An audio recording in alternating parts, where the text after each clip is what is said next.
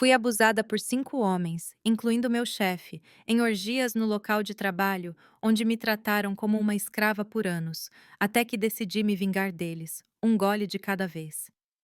Nenhum deles suspeitava que eu estava executando minha vingança enquanto me chamavam de cozinheira. É isso mesmo, você me ouviu corretamente. Eu planejei tudo enquanto olhava nos olhos deles, um por um. Eles caíram como moscas, e ninguém nunca suspeitou que fosse eu, uma simples cozinheira de pensão que mal sabia escrever o próprio nome. Eu fiz justiça com minhas próprias mãos, da única maneira que sabia. E nem por um único dia, nestes últimos 60 anos, eu me arrependi. A justiça da cozinheira.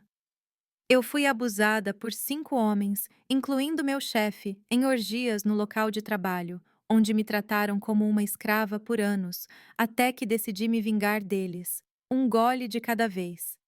Nenhum deles suspeitava que eu estava executando minha vingança enquanto me chamavam de cozinheira. É isso mesmo. Você me ouviu corretamente. Eu planejei tudo enquanto olhava nos olhos deles, um por um. Eles caíram como moscas, e ninguém nunca suspeitou que fosse eu, uma simples cozinheira de pensão que mal sabia escrever o próprio nome. Eu fiz justiça com minhas próprias mãos, da única maneira que sabia. E nem por um único dia, nestes últimos 60 anos, eu me arrependi. Música. Meu nome é Geraldine Messiah Quincy, mas aqui em Westbrook, todos me conhecem como Vovó Dee. Acabei de completar 87 anos. Sou uma velhinha, com 1,52 de altura, pele manchada pelo sol e mãos calejadas de uma vida inteira de trabalho. Meu cabelo, antes preto como azeviche, agora é branco como algodão, e eu sempre o mantenho preso em um coque para ajudar com o calor que faz aqui. Dizem que meus olhos são minha característica mais marcante. As pessoas me dizem que tenho olhos castanhos, que parecem ver dentro da sua alma. Acho que aprendi a olhar dessa maneira depois de anos observando os outros, precisando antecipar o que estava por vir para me proteger. Agora que me apresentei, quero saber sobre você que está me ouvindo. De que canto da América você está assistindo? Qual é o seu nome, amigo? Me diga nos comentários.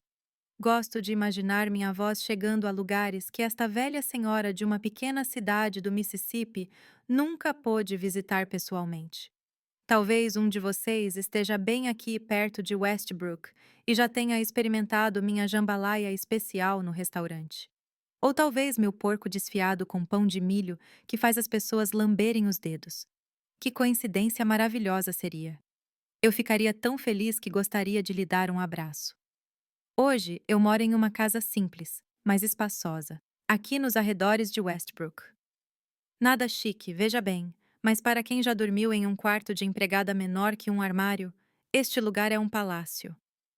Tenho muito orgulho do meu quintal, que ainda cuido com minhas próprias mãos. Plantei todas as ervas, todos os temperos que uso na minha cozinha: manjericão, orégano, alecrim, sálvia, hortelã e também ervas medicinais que uso desde menina: camomila, erva cidreira, capim-limão, arruda. Mais plantas do que você pode imaginar. E ali no canto escondido, ainda tenho uma pequena planta de Guyson, que foi minha salvação quando mais precisei. A cozinha é o coração da minha casa. Eu tenho um fogão a lenha que mandei fazer sob medida só para mim, idêntico ao que eu usava quando criança.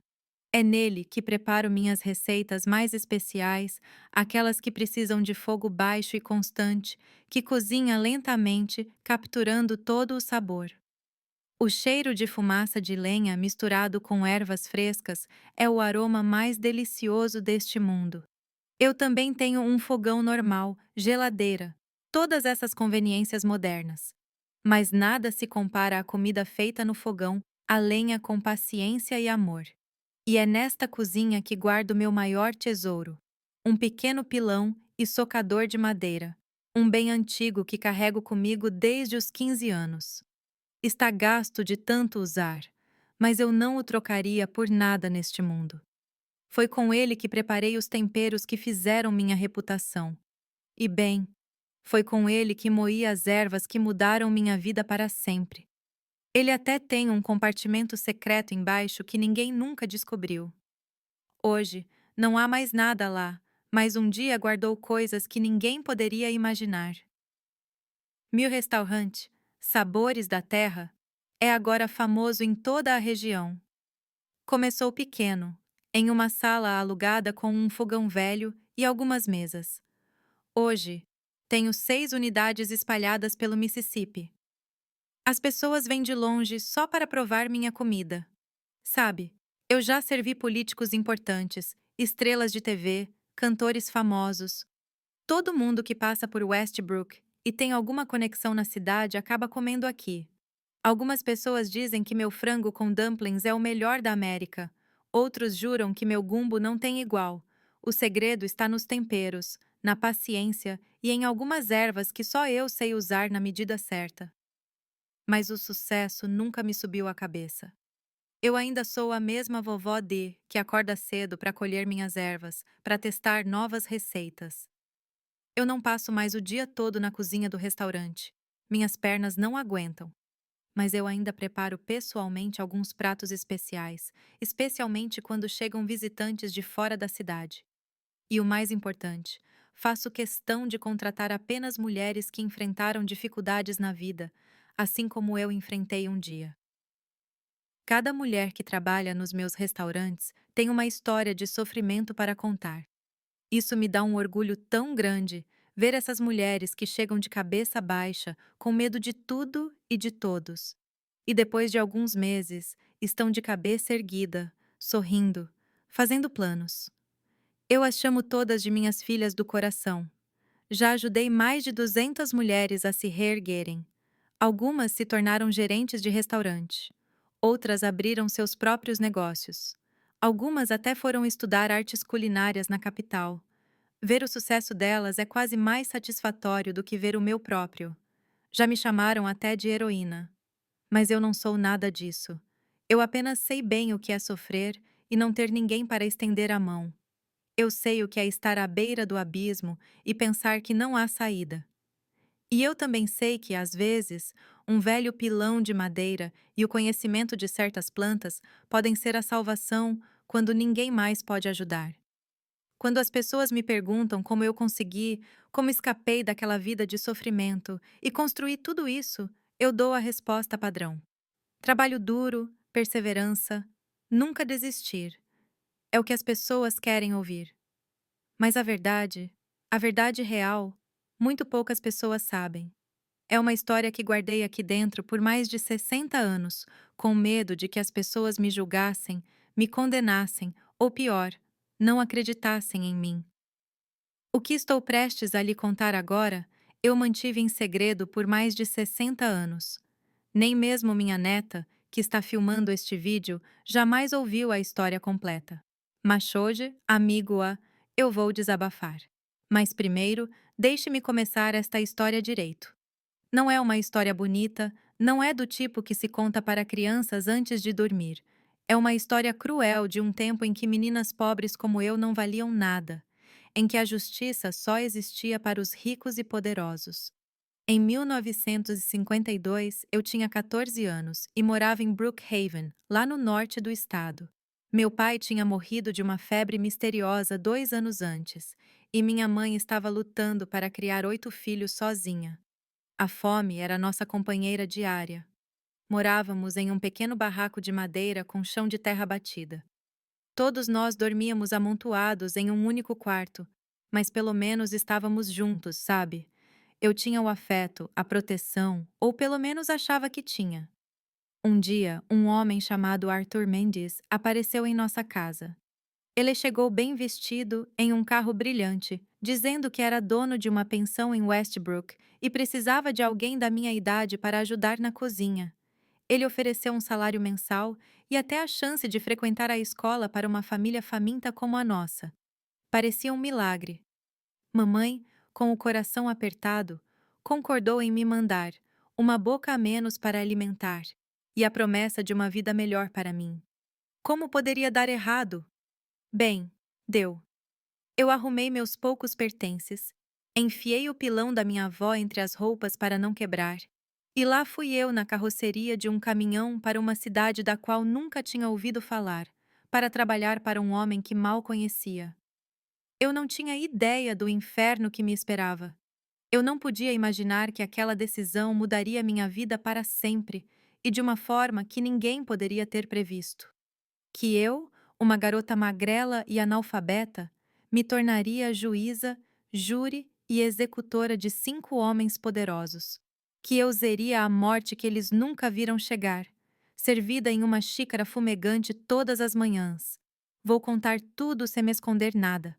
Como eles me trataram, o que me fizeram suportar.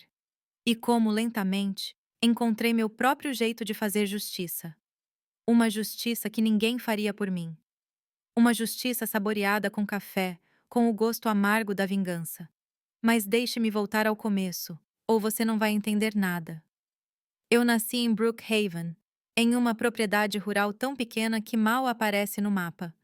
Era apenas um pedacinho de terra que meu pai, o Senhor Manuel, conseguiu comprar depois de anos trabalhando para os outros. Solo pobre e pedregoso que não rendia muito. Mas era nosso. Papai acordava antes do amanhecer, muito antes do nascer do sol, e só voltava depois de escurecer. Às vezes, passávamos o dia todo sem realmente vê-lo. Ele era um homem quieto, de poucas palavras, mas com mãos firmes e um bom coração. Mamãe, a senhora Irene, além de cuidar da casa e de nós, lavava roupa para fora. Ela juntava trouxas e trouxas de roupas sujas das famílias mais ricas de Brookhaven e ia para o rio, mesmo debaixo do sol quente. Ela voltava com as costas curvadas de tanto ficar debruçada na beira do rio, as mãos vermelhas e rachadas do sabão forte.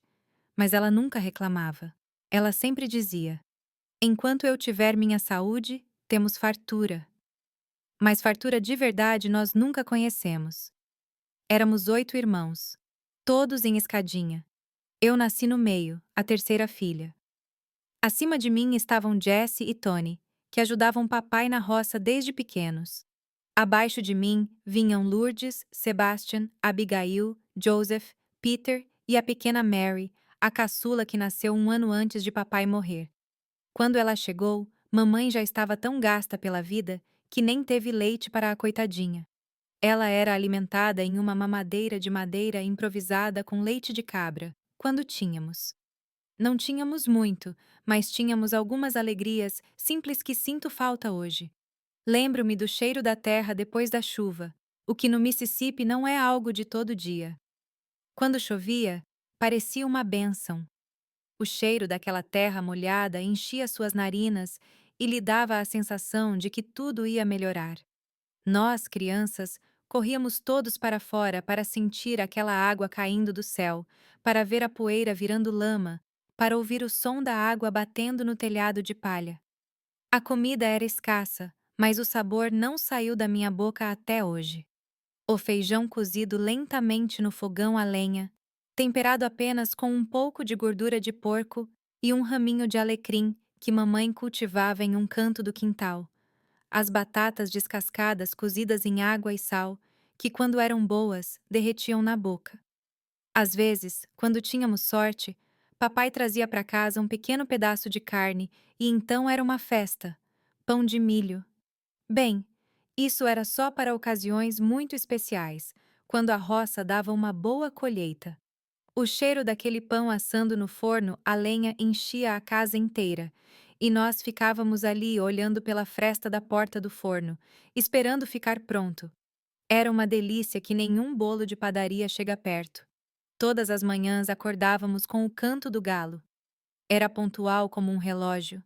Depois vinha o som das vacas mugindo, querendo ser ordenhadas. As cabras, o grunhido do porco engordando no chiqueirinho. Os pássaros, eles faziam uma festa. Havia sabiás, cardeais, azuis, um monte deles que nem sei os nomes. Eles formavam um coral que nem um maestro conseguiria organizar melhor. Aquele tempo era bom.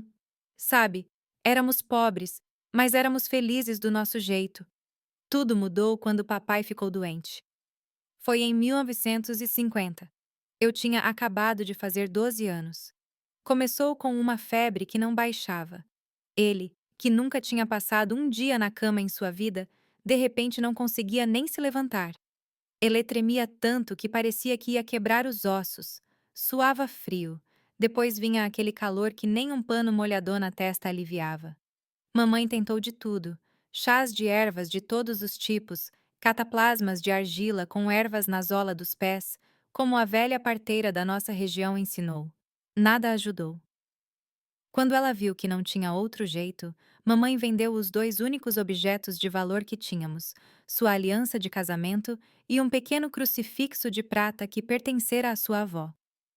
Com o dinheiro, ela pagou por uma carroça para levar papai à cidade para ver o médico. Lembro-me dele sendo carregado, já fraco demais para andar, seus olhos fundos, sua pele amarelada. Ele parecia não ser mais o mesmo homem. O médico o examinou, deu alguns remédios caros, mas disse que não sabia realmente o que era. Podia ser tifo, podia ser malária, podia ser uma maldição. Quem sabe? Ele disse, segundo mamãe. Papai voltou para casa, mas nunca mais se levantou. Ele foi ficando cada vez mais fraco, mais magro, até que em uma madrugada de junho, com a geada cobrindo o chão lá fora, ele deu seu último suspiro. Não houve um velório adequado. Não tínhamos dinheiro para um caixão, então os vizinhos ajudaram a fazer um com tábuas velhas. Ele foi enterrado no pequeno cemitério da comunidade debaixo de uma magnólia amarela. Mamãe chorou silenciosamente, naquele jeito contido de quem sabe que não pode se dar ao luxo de desmoronar, porque tem 8 filhos dependendo dela. Foi então que a pobreza, que já era nossa companheira, tornou-se uma patroa cruel e implacável. Sem papai trabalhando na roça, a comida ficou ainda mais escassa. Mamãe lavava ainda mais roupa, da madrugada à noite, mas o dinheiro nunca era suficiente.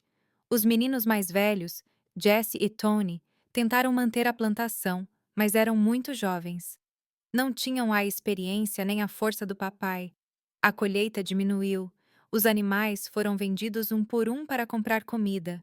Logo ficou claro que não poderíamos manter todas as crianças em casa. A primeira a sair foi minha irmã, Lourdes, um ano mais nova que eu. Uma família de comerciantes na cidade precisava de alguém para ajudar com seus filhos pequenos. Eles ofereceram moradia, comida e algumas roupas velhas em troca de trabalho. Eles não mencionaram pagamento.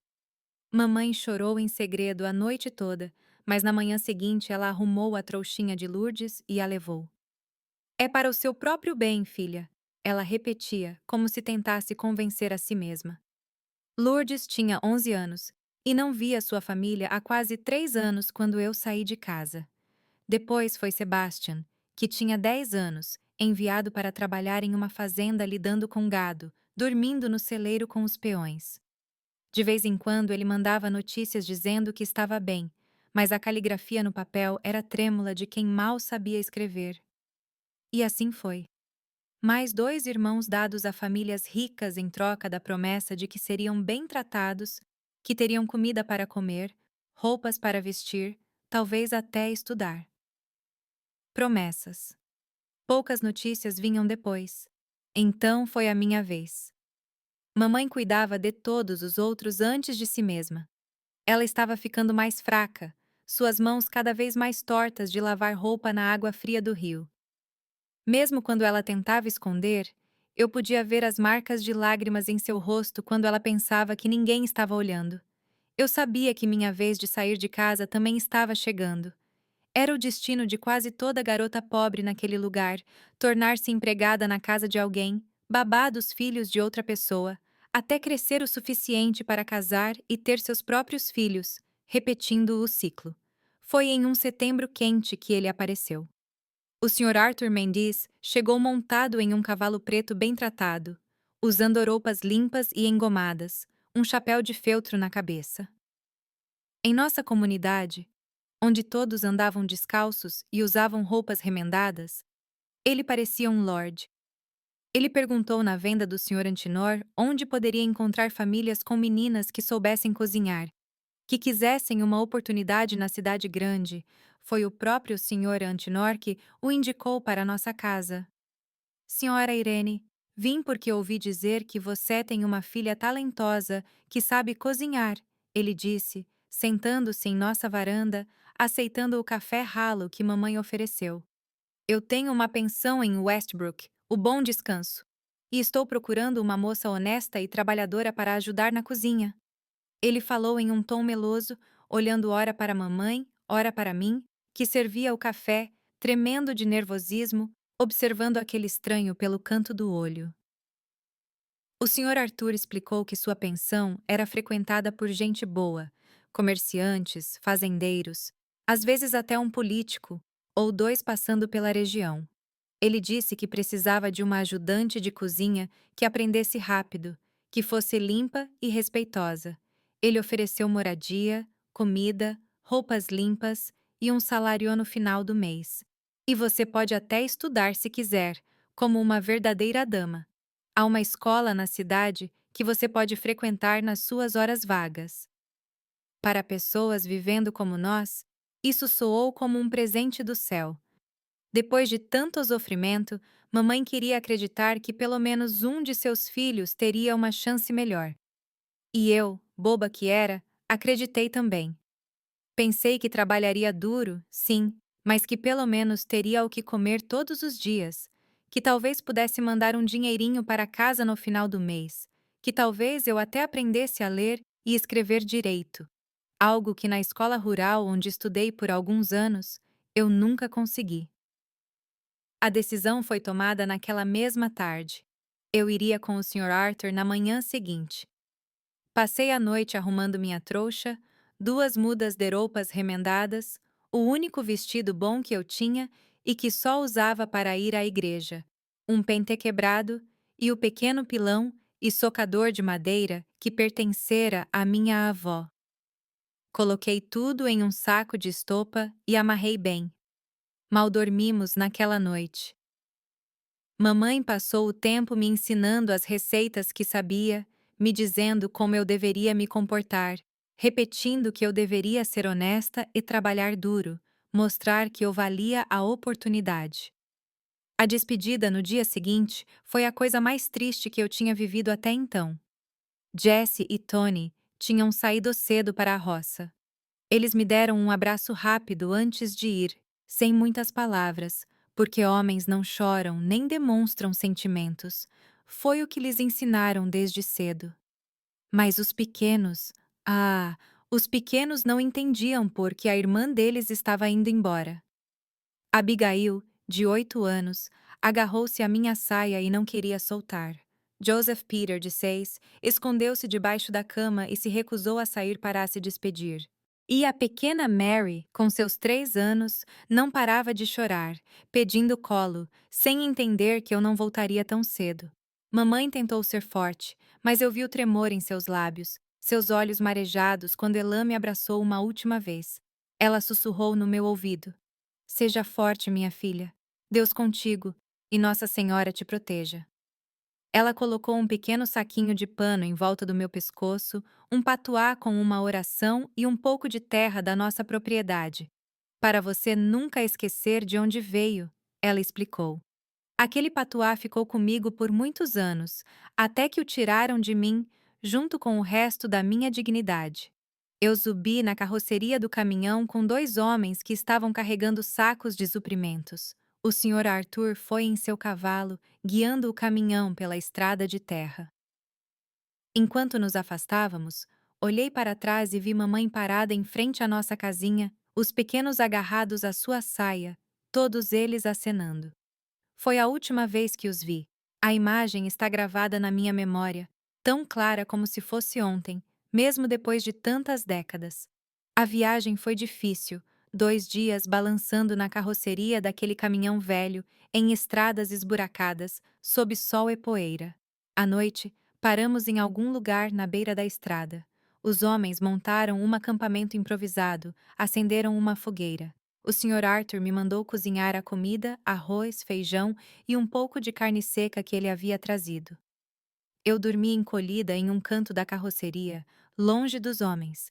Enrolada no cobertor fino que eu tinha trazido, o saco de estopa servindo de travesseiro. Ninguém mexeu comigo durante a viagem, mas eu já sentia um frio na barriga, uma premonição que eu não sabia nomear. Chegamos em Westbrook no final da tarde do segundo dia. Era a primeira cidade grande que eu via. Para uma garota criada na roça, parecia enorme, barulhenta, assustadora. Tantas casas, tantas pessoas, tantos carros e caminhões nas ruas. Fiquei de boca aberta, olhando tudo, me sentindo minúscula diante daquele novo mundo. O Sr. Arthur caminhava na frente, e eu o seguia atrás como um cachorrinho perdido, agarrando minha pequena trouxa de roupas. A pensão, Bom Descanso, ficava em uma rua um pouco afastada do centro. Era um casarão antigo de madeira pintado de um azul desbotado, com uma varanda na frente e um grande quintal nos fundos. No alto da porta, uma placa ligeiramente torta anunciava o nome do lugar. De longe, parecia até bonita, acolhedora, mas conforme nos aproximamos, vi que a tinta estava descascando em vários lugares, que o jardim da frente estava mal cuidado, que algumas tábuas do assoalhó da varanda estavam soltas. Entrando, vi uma sala grande que servia como recepção e área comum. Havia algumas cadeiras velhas, uma mesa comprida onde os hóspedes comiam e, em um canto, uma pequena mesa com garrafas de bebidas. As paredes tinham manchas de umidade e um cheiro de mofo misturado com fumaça de cigarro pairava no ar. No fundo, havia um corredor que levava aos quartos. Eram cerca de 10, todos pequenos, com camas simples, uma mesinha de cabeceira e nada mais. A maioria dos quartos nem tinha banheiro. Os hóspedes dividiam 2 banheiros no final do corredor. À direita da sala principal ficava a cozinha, um cômodo espaçoso, mas escuro, com um enorme fogão a lenha e um a gás meio enferrujado, uma grande mesa de madeira no centro, onde a comida era preparada, e prateleiras nas paredes cheias de panelas, pratos e mantimentos. Foi ali que passei a maior parte do meu tempô nos anos seguintes. Nos fundos, saindo da cozinha, havia um quartinho abafado com 3 colchões finos no chão.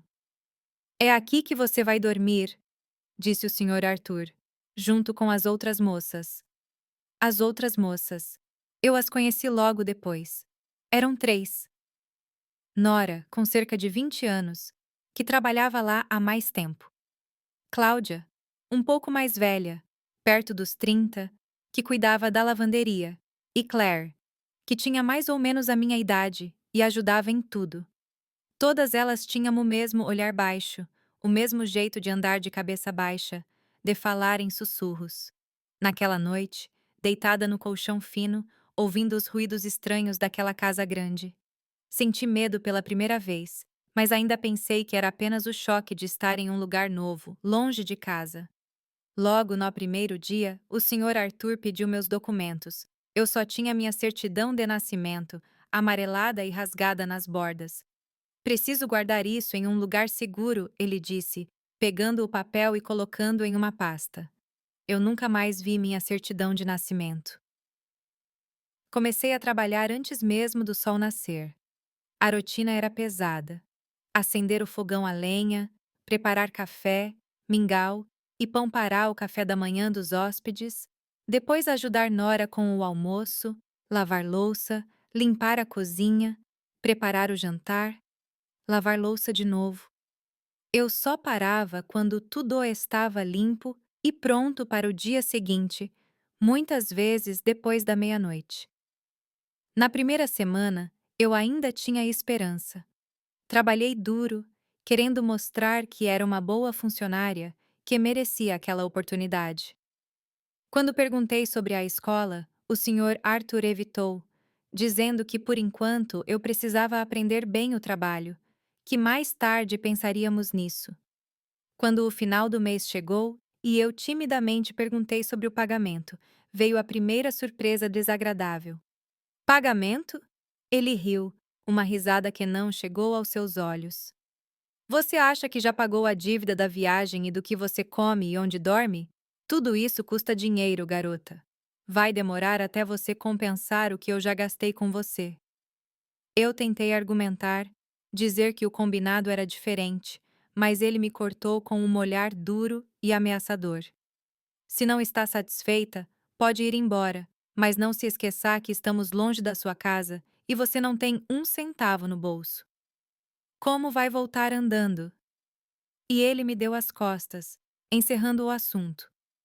Foi então que comecei a perceber que tinha caído em uma armadilha, que eu não era uma funcionária, mas uma prisioneira, que as promessas do Sr. Arthur não valiam o papel em que não foram escritas. Mas o pior mesmo, ainda estava por vir. Logo comecei a notar os olhares, não apenas do Sr. Arthur, mas dos hóspedes também. Olhares que demoravam demais, que percorriam meu corpo de cima a baixo, que tinham uma fome diferente da fome de comida. Especialmente um grupo de homens que vinha com frequência à pensão. Eram 5 deles. O próprio Sr. Arthur, o Coronel Justin, um velho fazendeiro magro que todas as garotas temiam, Ambrose, um comerciante de gado conhecido por sua violência quando bebia, Owen, o gerente do banco local, que por fora parecia um homem respeitável. E o Dr. Faust, o médico da cidade, o único que às vezes mostrava um pingo de vergonha em seus olhos. Eles se reuniam uma vez por mês para beber, jogar cartas e, bem, fazer coisas que uma garota de 14 anos não deveria nem saber que existiam, muito menos testemunhar. Ainda lembro da primeira vez que os vi todos juntos. Era noite. Eu estava servindo o jantar quando o Coronel Justin me agarrou pelo pulso, com força demais para ser apenas um gesto casual. Esta aqui é nova, Arthur? Ele perguntou, me examinando como se eu fosse um animal à venda. Sim, respondeu meu chefe com um sorriso estranho. Ela chegou há pouco tempo, mas está quase pronta para testarmos. Eu não entendi na hora o que ele queria dizer com pronta ou testar, mas eu logo entenderia da pior maneira possível. A primeira vez que apanhei na pensão foi apenas 15 dias depois que cheguei. Era aniversário do Sr. Arthur, e ele queria um bolo de fubá com goiabada.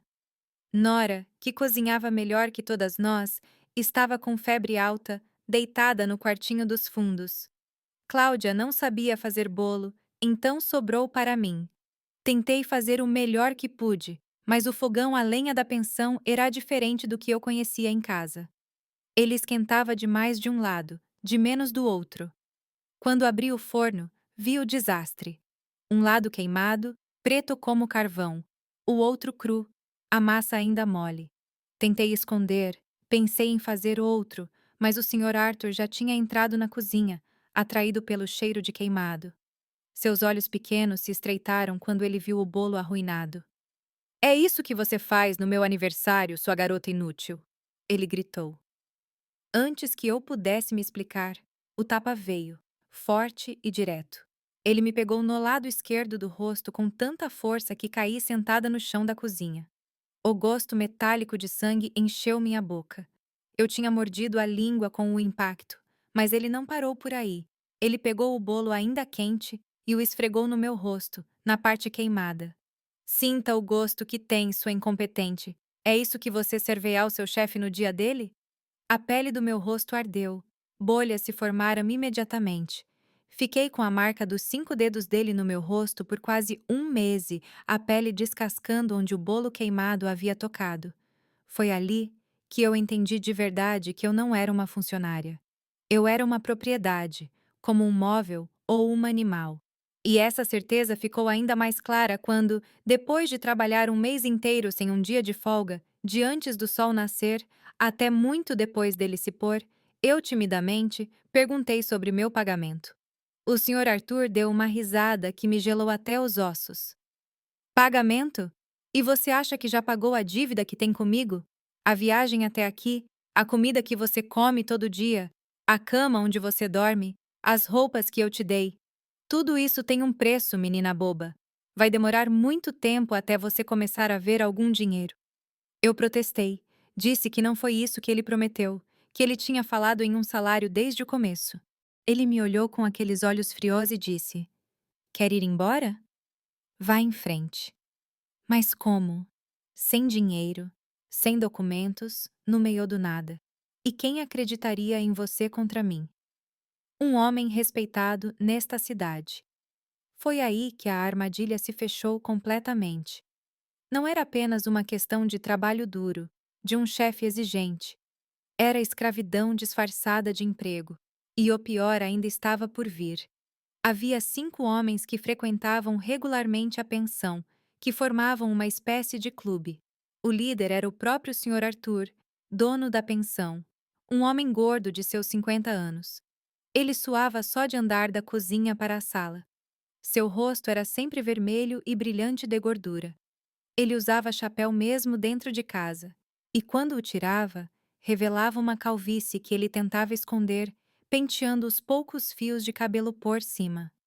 Ele tinha mãos pequenas para um homem do seu tamanho, com dedos curtos e grossos como salsichas, sempre com um grande anel de ouro no dedo mindinho. Coronel Justin era o mais velho e mais respeitado do grupo, um fazendeiro de 65 anos, magro como um pau de virar tripa, alto, sempre com roupas impecáveis, mesmo no maior calor. Ele não era coronel de verdade. Era um título que as pessoas usavam porque ele tinha muito poder na região, muitas terras, muito gado. Diziam que ele já tinha mandado matar gente por muito menos que um desacordo, que tinha capangas espalhados por todo o estado. Seu olhar era o mais assustador. Olhos claros, quase transparentes, que pareciam não ter alma por trás. Ambrose era um comerciante de gado na casa dos 40 anos, que viajava por toda a região comprando e vendendo bois. Ele era forte, seu pescoço era grosso como a coxa de um homem normal, suas mãos calejadas do trabalho pesado. Quando estava sóbrio, era até quieto, mas quando bebia, e ele bebia muito, se transformava em um animal. Ele já tinha matado 2 homens em brigas de bar e saído livre nas 2 vezes. Todo mundo sabia que ele pagava propinas para xerifes e juízes em 3 cidades diferentes. Owen era o menos ameaçador à primeira vista. O gerente do banco local, um homem de aparência distinta, sempre em um terno bem passado, cabelo bem cortado e penteado com brilhantina. Ele falava baixo, era educado, frequentava a igreja aos domingos com sua esposa, filha de um fazendeiro rico, e 3 filhos. Ele tratava a todos com um sorriso largo quando estava na rua, cumprimentava até as empregadas com um bom dia ou como vai. Mas por trás de toda essa fachada, ele era o pior deles, o mais pervertido, o mais cruel, justamente porque você nunca esperava. Finalmente, havia o Dr. Ike Faust, o médico da cidade, um homem em seus meados dos 50 anos, viúvo, que morava em um casarão perto da praça. Ele era o único que às vezes mostrava algum sinal de consciência, algum remorso em seus olhos. Uma vez ele até me deu um analgésico depois que Ambrose tinha sido particularmente brutal, como se um comprimido pudesse compensar o que ele mesmo também fazia. Eles se reuniam na pensão uma vez por mês, sempre na noite de lua cheia. O coronel Justin era supersticioso. Dizia que a lua cheia aumentava a potência dos homens. Eles chamavam de jantar dos amigos. Mas nós, as funcionárias, sabíamos por outro nome, a noite do terror. Começava como um jantar normal. Servíamos boa comida que o Sr. Arthur mandava preparar, especialmente com o que ele tinha de melhor. Leitão assado, frango frito, jambalaya feita com a melhor carne seca e bebidas. Muitas bebidas. O uísque do bom que o Sr. Arthur mantinha trancado em um armário só para essas ocasiões. Vinho, cerveja. Eles comiam, bebiam, contavam histórias, riam alto. Depois, vinha o jogo de cartas. Geralmente, eles apostavam alto. Dinheiro, gado, às vezes até terras. E eles apostavam outras coisas também. Era aí que a noite começava a tomar um rumo mais sombrio. Agora, antes de contar a parte mais pesada da história, eu quero ver quem realmente tem coragem de continuar ouvindo. Aposto que você não vai ter estômago nem para clicar nesse botão de curtir depois do que estou prestes a contar. Só os de coração forte conseguirão ir até o fim e ainda dar um like. Você é corajoso o suficiente? Quando as bebidas tinham rolado soltas e o jogo estava chegando ao fim, o Sr. Arthur se levantava e anunciava com um sorriso nojento que era a hora da sobremesa. Ele batia palmas 3 vezes, e nós éramos chamadas, uma por uma.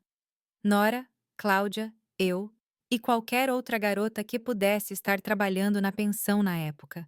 Ficávamos em fila, de cabeça baixa, tremendo de medo.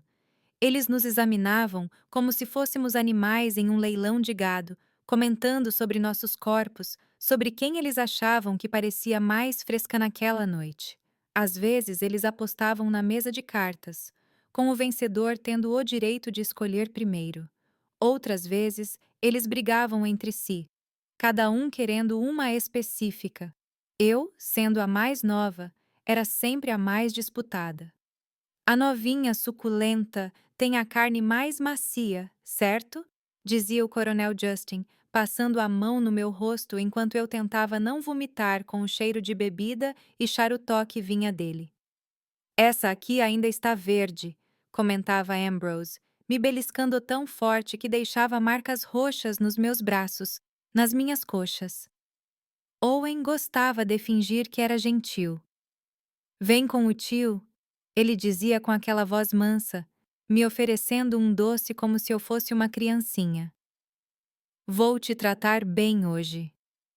Era mentira, claro.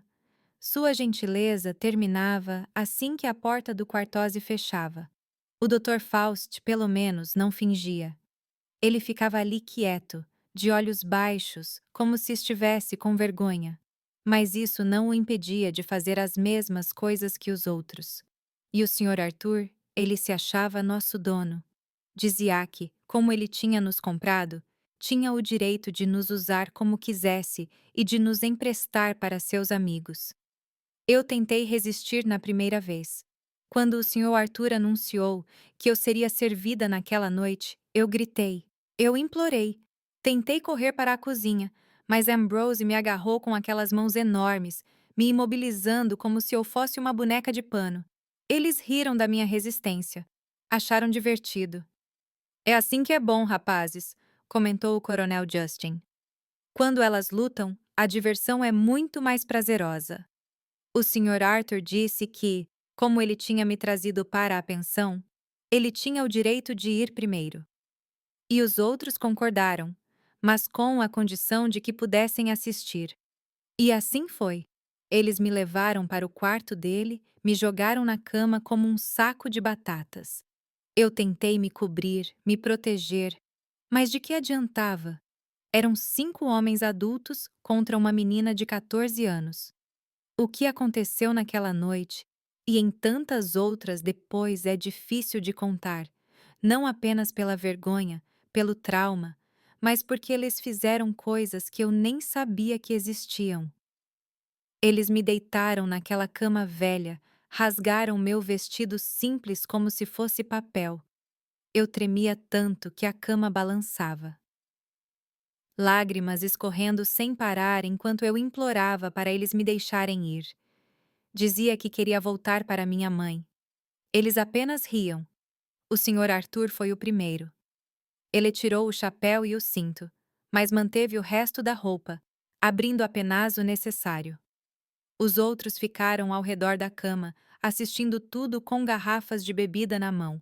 Eles formaram um círculo ao meu redor como um ritual macabro, dando opiniões, sugerindo posições, jeitos de me segurar quando eu tentava lutar. Segure os braços dela assim. Vire ela de lado. Cubra a boca dela para os hóspedes não ouvirem. Eles bebiam e brindavam como se estivessem em uma festa, não em um quarto onde uma menina de 14 anos estava sendo violada. O Sr. Arthur suava tanto que pingava em mim, um suor gordo e fétido que se misturava com o cheiro de álcool. Ele gemia e dizia coisas no meu ouvido, que eu era dele, que ele tinha me comprado, que ele podia fazer o que quisesse. Ele se gabava para os amigos. Essa aqui eu trouxe lá de Brookhaven, tão nova que não sabia de nada ainda. Sou eu que estou ensinando tudo a ela. Eles riam, aplaudiam, como se fosse algum grande feito. Quando ele terminou, levantou-se, ajeitando as roupas, todo orgulhoso. Os outros aplaudiram como se ele tivesse feito algo admirável. Agora é a vez de quem? Ele perguntou, como se estivesse oferecendo um pedaço de bolo em uma festa. O Coronel Justin foi o próximo. Ele era diferente. Ele gostava de causar dor de propósito. Ele puxava meu cabelo com força suficiente para arrancar tufos, mordia meus ombros e braços, deixando marcas profundas, apertava meu pescoço até eu quase desmaiar por falta de ar. Chore mais alto, ele dizia, aumentando a pressão quando eu tentava me conter. Eu gosto quando elas choram. Ele tinha um prazer especial em ver o medo nos meus olhos, em me ver tentando escapar sem ter para onde ir. Cada grito meu parecia alimentar algo doentio dentro dele. Depois veio Ambrose, forte como um touro. Ele mal precisava me segurar. Só o peso dele já era suficiente para me imobilizar. Seu hálito de uísque era tão forte que me dava náuseas. Ele era desajeitado, bruto, sem nenhuma consideração se estava me machucando ou não. É só uma empregadinha, nem é, gente, ele dizia para os outros quando eu reclamava de dor. Às vezes ele bebia tanto que não conseguia terminar o que começou, e aí ficava ainda mais bravo. Ele me batia, me culpando pelo seu próprio fracasso. Owen era o mais cruel de um jeito diferente. Ele gostava de humilhar, de me fazer sentir menos que um animal, me forçava a posições vergonhosas, a fazer coisas degradantes enquanto ele assistia com aquele sorriso educado que mostrava na rua. Isso mesmo. Agora diga que está gostando, ele ordenava. E se eu não obedecesse, ele tinha métodos sofisticados de dor. Ele sabia exatamente onde apertar, onde torcer para causar o máximo de sofrimento sem deixar marcas visíveis. Eu aprendi anatomia na escola. Ele se gabava para os outros. Eu sei exatamente onde dói mais. O Dr. Faust era o último. Quando chegava a vez dele, eu já estava tão machucada, tão exausta, que mal conseguia manter os olhos abertos. Ele gostava de fingir que ainda era um médico mesmo naqueles momentos, falando termos técnicos, me tratando como uma paciente. Eu vou examinar você agora, ele dizia em um tom falsamente profissional. Isso pode ser um pouco desconfortável. Era o jeito dele de tentar disfarçar para si mesmo o que estava fazendo, eu acho, como se, chamando por outros nomes, se tornasse outra coisa. E eles nunca iam embora logo depois de terminar. Eles ficavam ali bebendo mais, conversando sobre mim, como se eu fosse um objeto que eles tinham acabado de usar. Eles comparavam performances, davam notas um para o outro, discutiam o que tinha sido melhor ou pior. Da próxima vez vamos fazer diferente.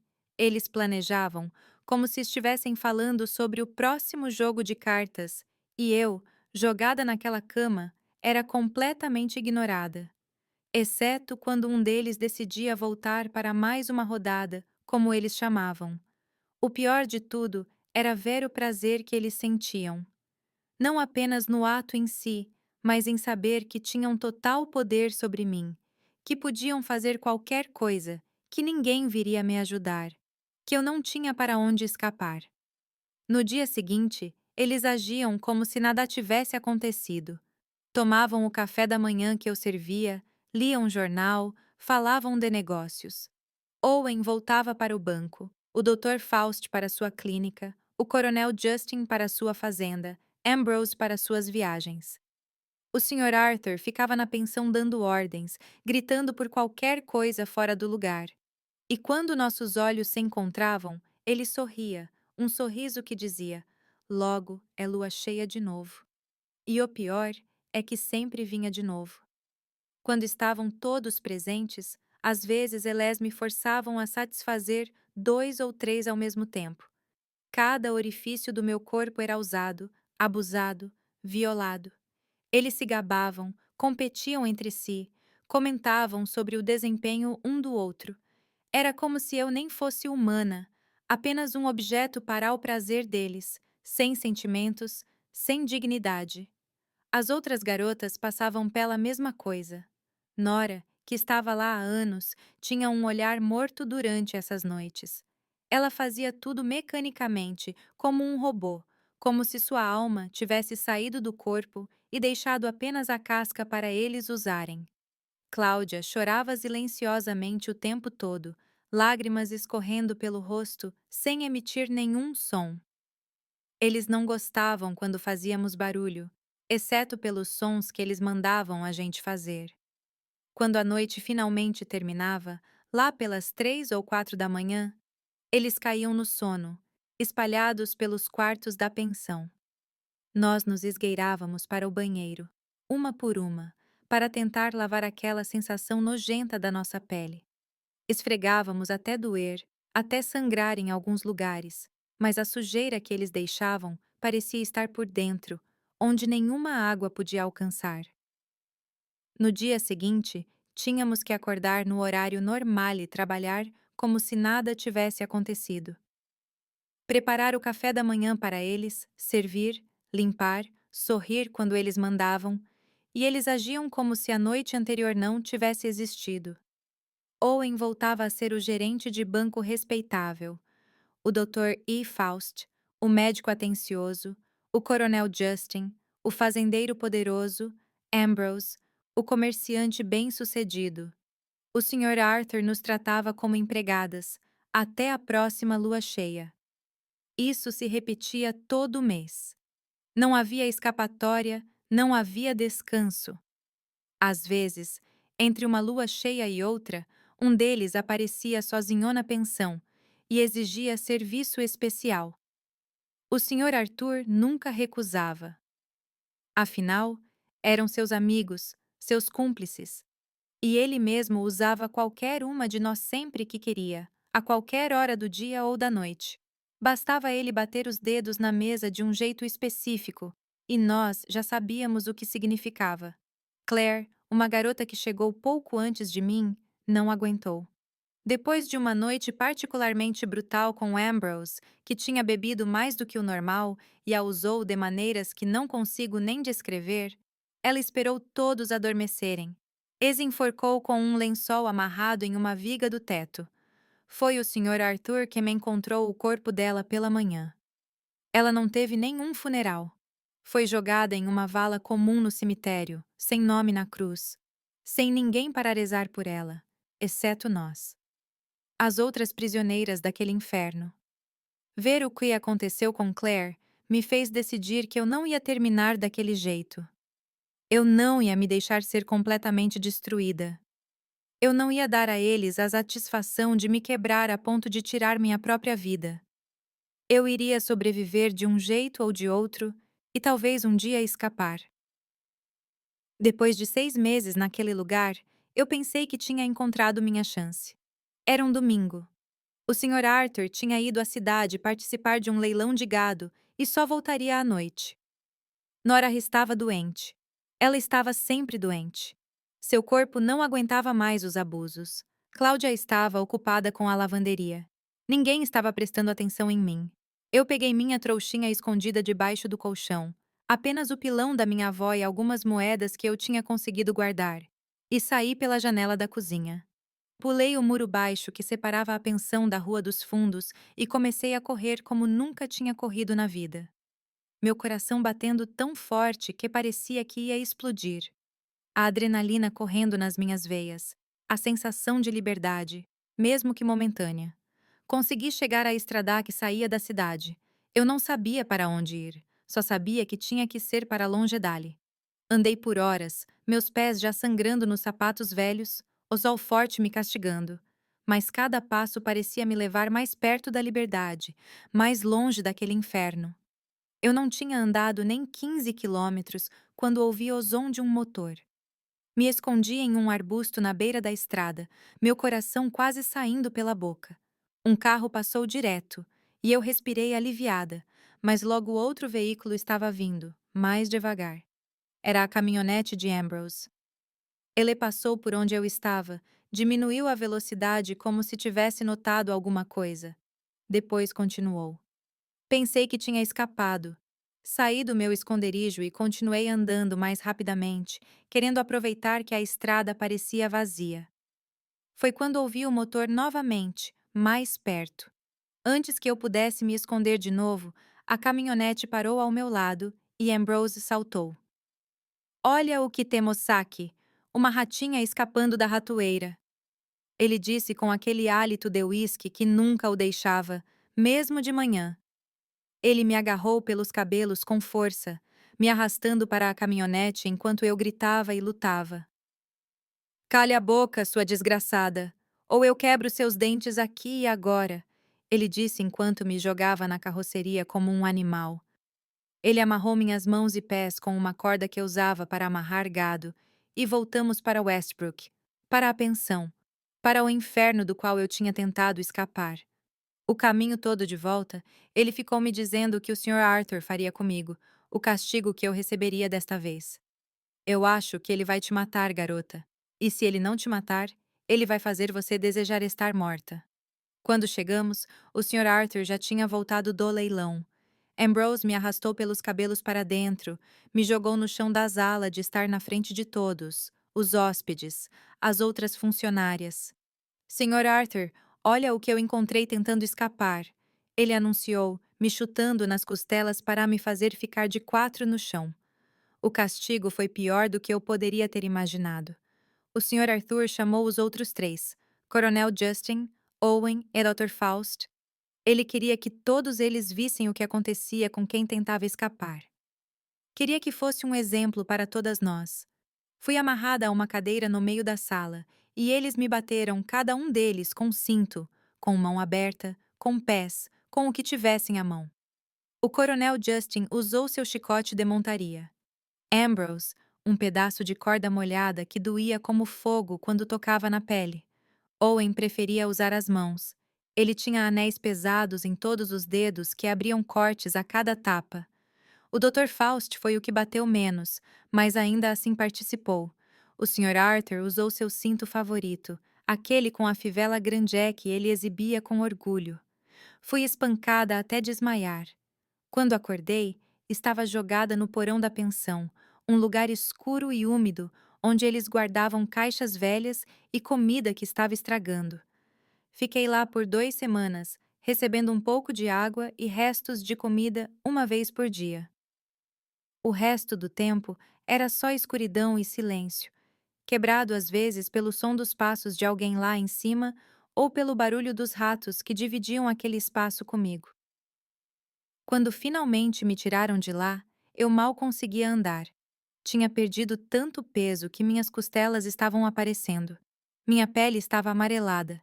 Meu cabelo estava caindo em tufos. Mas o pior não eram as marcas físicas. Era o que tinha acontecido por dentro. Algo tinha quebrado em mim. A garota esperançosa que ainda acreditava na bondade das pessoas tinha morrido naquele porão escuro. Eu voltei a trabalhar como se nada tivesse acontecido. Eu cozinhava, eu limpava, eu servia e eu suportava os abusos dos 5. Mas por dentro, algo havia mudado. Não era mais apenas medo e desespero que eu sentia. Era uma raiva fria, calculista, uma determinação de sobreviver a qualquer custo e um dia fazê-los pagar pelo que tinham feito. Foi cerca de um mês depois do meu castigo que conheci a pessoa que mudaria minha vida para sempre, a senhora Janice. Ela era uma senhora idosa, uma curandeira que sabia tudo sobre ervas e plantas medicinais. Ela vinha uma vez por semana à pensão para vender suas preparações. Chás para dor de estômago, pomadas para feridas, tônicos para levantar o ânimo dos homens, como ela dizia com um sorriso conhecedor. O Sr. Arthur a deixava entrar porque suas preparações realmente funcionavam e os hóspedes gostavam. Ele mesmo usava um bálsamo que ela fazia para suas dores nas costas. Além disso, a senhora Janice era discreta. Ela não fazia perguntas, não se metia onde não era chamada, mas ela observava com aqueles olhos pequenos e vivos que pareciam ver além das aparências. Ela notava tudo. O jeito que nós, funcionárias, andávamos de cabeça baixa, os hematomas mal escondidos, o terror em nossos olhos quando o Sr. Arthur ou um dos outros quatro se aproximava. Um dia, enquanto eu a ajudava a carregar alguns potes de ervas para a cozinha, ela me pegou pelo braço de um jeito gentil, mas firme. Ela olhou bem nos meus olhos daquele jeito que parecia ver minha alma e sussurrou: "Eu sei o que acontece aqui, garota. E eu sei que você não merece isso. Nenhuma de vocês merece isso." Fiquei paralisada, sem saber o que dizer. Era a primeira vez em muito tempo que alguém falava comigo como se eu fosse um ser humano, não uma coisa, como se minha dor importasse. Eu queria chorar, gritar, me agarrar a ela e implorar para que me tirasse dali. Mas eu tinha aprendido da pior maneira que confiar em alguém podia ser perigoso. "Eu não posso te tirar daqui agora", ela continuou, ainda sussurrando. "Eles são poderosos, têm amigos na polícia, no governo, mas eu posso te ensinar algumas coisas que vão ajudar." Ela colocou na minha mão um pequeno saco de pano cheio de ervas secas. "Isso é para a dor. Ferva em água e beba quando depois que eles." Ela não precisou completar a frase. Eu entendi o que ela queria dizer. Peguei o saco e o escondi no bolso do meu avental. "Obrigada", sussurrei de volta, minha voz mal saindo. "Eu venho toda quinta-feira", ela disse. "Se precisar de alguma coisa, me procure. E lembre-se, até a erva mais pequena e frágil pode derrubar um homem grande se você souber como usá-la." Na época, pensei que ela estava falando em sentido figurado, que ela queria dizer que mesmo eu, tão fraca e indefesa, poderia encontrar forças para sobreviver, para resistir. Só mais tarde eu entendi o verdadeiro significado daquelas palavras, que ela estava literalmente me oferecendo um caminho perigoso, sim, cheio de riscos, mas um caminho que poderia levar à justiça que o mundo nunca me daria. Naquela noite, deitada no colchão fino no quartinho que eu dividia com as outras, enquanto ouvia os roncos do Sr. Arthur vindo de seu quarto no final do corredor, eu tomei uma decisão. Eu não ia morrer ali. Eu não ia acabar como Claire ou como tantas outras antes dela. Eu ia sobreviver. Eu ia suportar o que quer que eu tivesse que suportar. E um dia, de um jeito ou de outro, eu ia conseguir justiça. Eu não sabia como ainda. Eu não sabia quando, mas eu sentia no fundo da minha alma que a resposta estava de alguma forma ligada àquela velha senhora sábia, de mãos enrugadas, que tinha olhado para mim não como uma vítima, nem como uma coisa, mas como uma guerreira em potencial, aquela que, sem saber, tinha acabado de plantar em mim a semente da vingança. Depois daquela primeira conversa com a senhora Janice, algo mudou dentro de mim. Uma pequena chama de esperança, que eu pensei que tinha se apagado, começou a piscar novamente. Não era uma esperança de fuga. Depois do castigo que recebi pela tentativa fracassada, eu sabia que fugir não era uma opção. Era uma esperança diferente, mais sombria talvez, mas era a única que eu tinha. Comecei a esperar ansiosamente pelas quintas-feiras, o dia em que a senhora Janice vinha à pensão vender suas preparações. Enquanto eu a ajudava a carregar os potes e garrafas, trocávamos palavras e sussurros. No início, eram apenas instruções simples. "Este chá, aqui, ajuda com as feridas por dentro. Esta pomada alivia a dor nas partes que eles mais machucam." Com o tempo, ela ganhou minha confiança e eu a dela. Um dia, quando não havia ninguém por perto, ela me puxou para um canto da cozinha e disse: "As ervas que minha avó me ensinou, as que minha mãe me ensinou, as que eu ensino para as mulheres que precisam, eu preciso ensinar para você também, para quando esses homens cruéis, o que começou como remédios para aliviar meu sofrimento, gradualmente se transformou em uma aula secreta sobre o poder das plantas. A senhora Janice conhecia cada erva, cada raiz, cada flor das matas do sul. Ela sabia o que curava e, mais importante para a minha situação, o que adoecia. Tudo na natureza tem dois lados, ela explicou. A mesma planta que salva pode matar se usada de outro jeito, em outra quantidade. Uma planta me chamou a atenção. Guyson. Aquela florzinha que todo mundo tem no quintal, que cresce fácil em qualquer canto, que tem flores lindas brancas, roxas e azuis, dizia a senhora Janice. Mas existem outras que parecem com ela e são as piores. E o melhor é que elas não deixam rastro depois que a pessoa morre. Aprendi a identificar a planta, a coletá-la secretamente, a secá-la, a preparar uma concoção fervendo-a com álcool, depois deixar evaporar. Tudo isso eu tive que fazer sem que ninguém percebesse, escondendo o cheiro forte. Eu já tinha um esconderijo perfeito, meu pilão e socador de madeira, herança da minha avó. Era a única coisa que eu tinha conseguido trazer de casa e que, por algum milagre, eles não tinham tirado de mim. Tinha um fundo falso, um compartimento secreto que só quem conhecia poderia encontrar. Foi ali que eu comecei a guardar meu remédio especial, como a senhora Janice chamava. Doses pequenas, cuidadosamente medidas, prontas para o uso. O plano tomou forma na minha mente pouco a pouco. Não podia ser nada precipitado, nada óbvio. Tinha que parecer natural. Coincidência? Má sorte.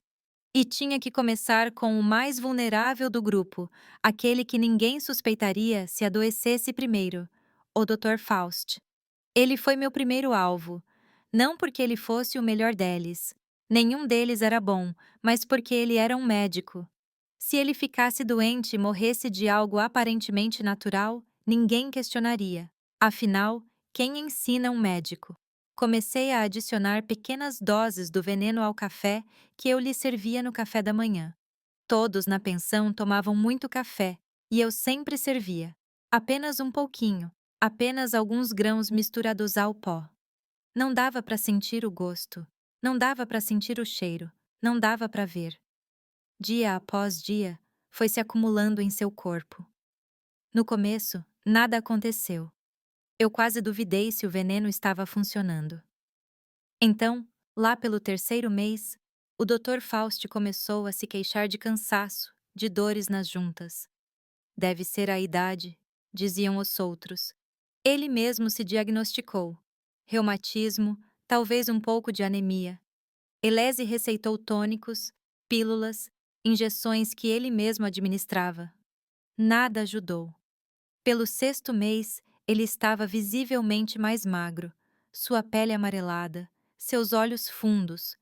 Tinha febres que iam e vinham, suores noturnos, uma tosse seca que não passava. Ele começou a faltar aos jantares especiais. Não tinha mais energia para isso. Os outros até reclamavam, mas zombavam. O doutor está precisando de uma vitamina de mulher, diziam rindo. No oitavo mês, o Dr. Faust foi encontrado morto na cama. Ele estava hospedado na pensão há 3 dias, tratando alguns pacientes na cidade. Eles o encontraram rígido, sua boca aberta e um grito silencioso, como se no último momento ele tivesse entendido o que estava acontecendo. O diagnóstico oficial: infecção generalizada de origem desconhecida. O corpo às vezes apodrece por dentro sem que a gente saiba por quê, explicou o médico, que veio de outra cidade para assinar o atestado de óbito. Eu assisti ao velório de longe, servindo café para os que vinham prestar suas condolências. Café puro, sem misturas, para todos, exceto um. Ambrose foi o segundo. Com ele aumentei um pouco a dose. Não muito para levantar suspeitas, mas o suficiente para acelerar o processo. Ele já bebia demais. Seu fígado provavelmente não estava em boas condições, o que ajudou o veneno a agir mais rápido. Primeiro vieram sintomas parecidos com os de uma ressaca: náusea, dor de cabeça, fadiga. Ninguém achou estranho. Ele estava sempre bêbado de qualquer maneira. Depois, sua pele começou a amarelar. Seus olhos ficaram injetados. Ele perdeu o apetite, perdeu peso. Seu corpo inchado em alguns lugares, murcho em outros. Você está bebendo demais, compadre. O Sr. Arthur alertava sem saber que a bebida não era o problema. Ou melhor, não apenas a bebida. 1 ano e 2 meses depois que comecei a envenenar seu café, Ambrose desmaiou durante uma venda de gado. Ele estava no meio do leilão quando simplesmente caiu, espumando pela boca. Levaram-no ao hospital mais próximo, mas já era tarde demais. Falência hepática aguda, disseram eles, resultado de anos de excesso com uísque. Todos comentaram no funeral. Ninguém suspeitou de nada. O coronel Justin foi mais difícil. Ele era magro, resistente como um bode velho e desconfiado por natureza. Ele não bebia tanto quanto Ambrose, não tinha os vícios do Dr. Faust com seus próprios remédios. Comecei a aumentar a dose um pouquinho, mas com cuidado. Ele era observador. Se o café tivesse um gosto diferente, ele notaria imediatamente. Demorou mais para os sintomas aparecerem. Primeiro, foi uma tosse que não passava. Depois, a respiração começou a ficar difícil, como se seus pulmões estivessem sempre cheios de algo. Ele ficou mais irritado, mais violento, se é que isso era possível. Durante as noites especiais, ele não conseguia mais fazer o que costumava. Seu corpo não respondia. Ele ficava com raiva, descontava nas garotas com tapas e socos, o que só piorava sua falta de ar. 1 ano e 9 meses depois que comecei a servir o café especial para ele, o coronel Justin teve um ataque tão severo de falta de ar que caiu da cadeira durante o jantar, ficando roxo, convulsionando. Ninguém pôde ajudá-lo. Quando o médico chegou, ele só pôde confirmar a morte. Enfisema pulmonar foi o diagnóstico, comum em homens da idade dele. Foram procurar a família para o funeral e descobriram que não havia ninguém, apenas funcionários assustados que nem apareceram para se despedir do temido chefe. Owen foi o penúltimo. O gerente do banco, tão cuidadoso com sua aparência de bom homem, começou a definhar de um jeito que não conseguia esconder. Primeiro, foram dores no peito que ele disfarçava. Depois, tonturas, desmaios que ele tentava explicar como quedas de pressão. Eu comecei a notar que ele estava tomando remédios escondido, que fazia consultas secretas com médicos de outras cidades. Ele parou de vir à pensão com tanta frequência. Suas visitas se tornaram mais raras, mais curtas. Nas noites especiais, ele aparecia apenas para beber e conversar, sempre dando desculpas para não participar da parte principal, como eles chamavam. Os outros zombavam dele, o chamavam de fraco, de velho antes do tempo. Eles não sabiam que ele estava literalmente morrendo em pé. 2 anos e 4 meses depois que comecei a servir o veneno para ele, Owen teve um ataque cardíaco no meio do banco, na frente de vários clientes. Ele caiu sobre sua mesa organizada, derrubando tudo, seus olhos arregalados de terror. Disseram que tentaram reanimá-lo por mais de 1 hora, sem sucesso. No funeral, sua esposa elegante, vestida de preto, chorava discretamente.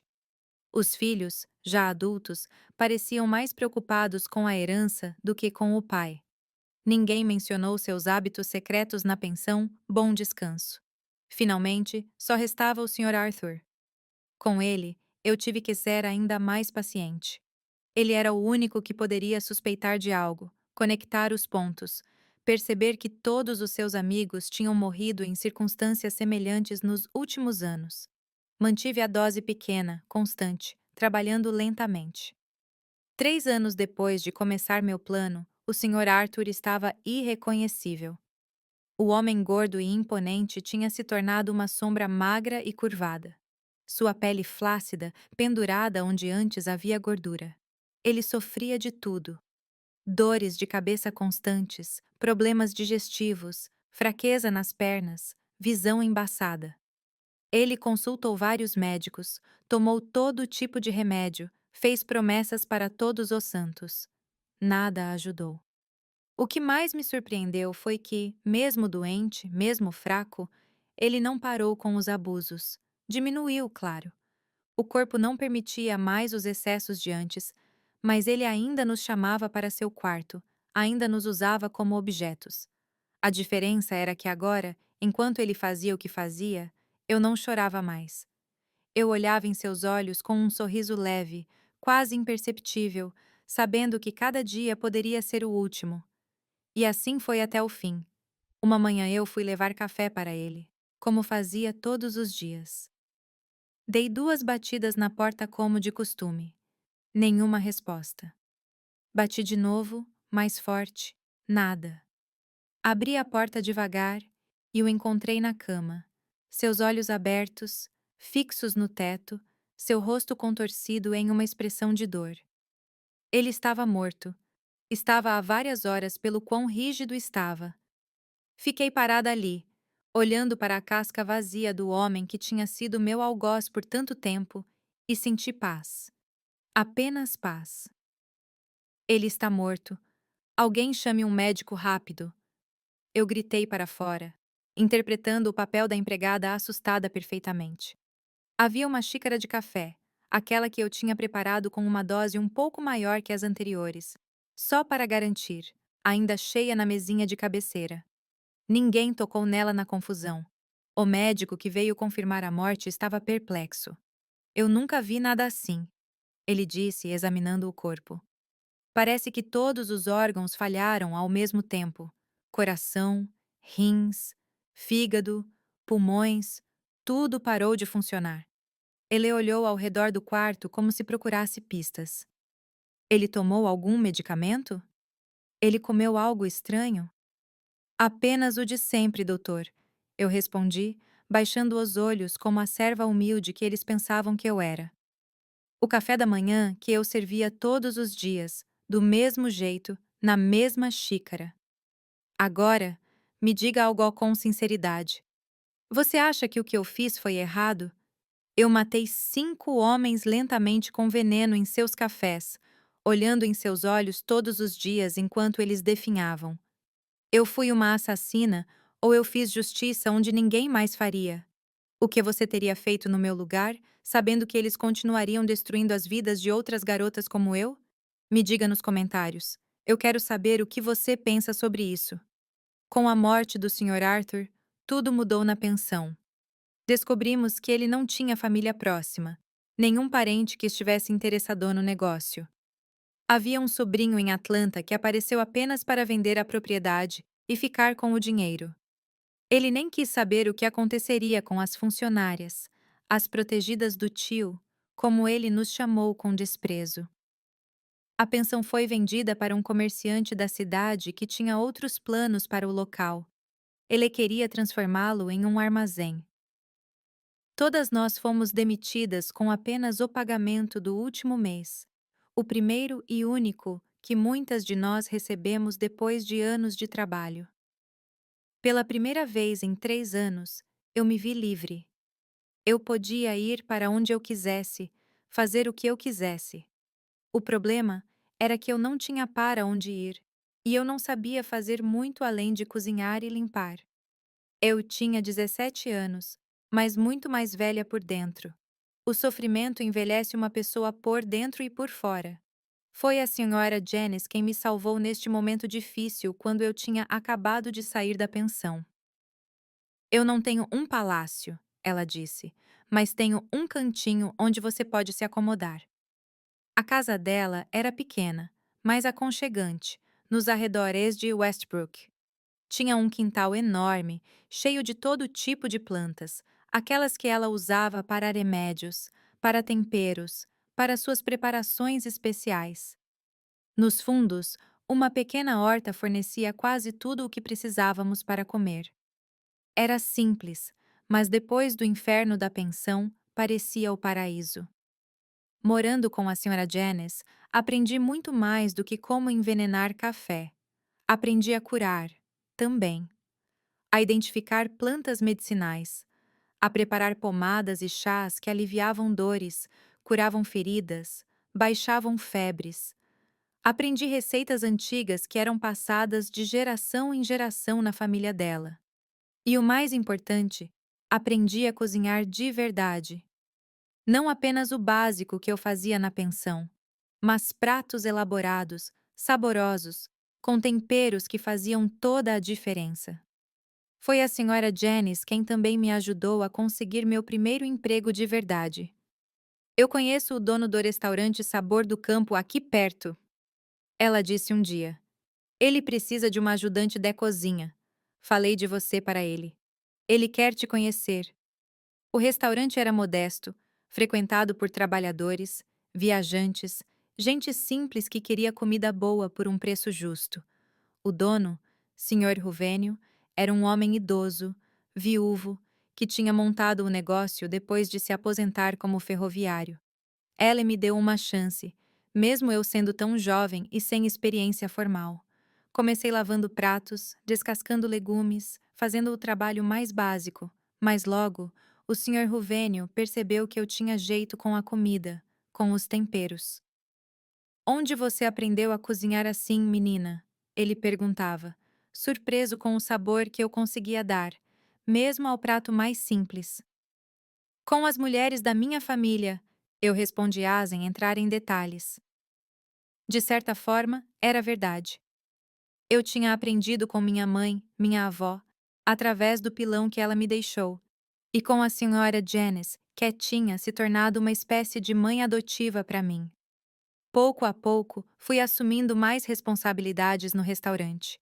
De ajudante, passei a cozinheira, depois a cozinheira-chefe. Os clientes começaram a vir especificamente para provar meus pratos.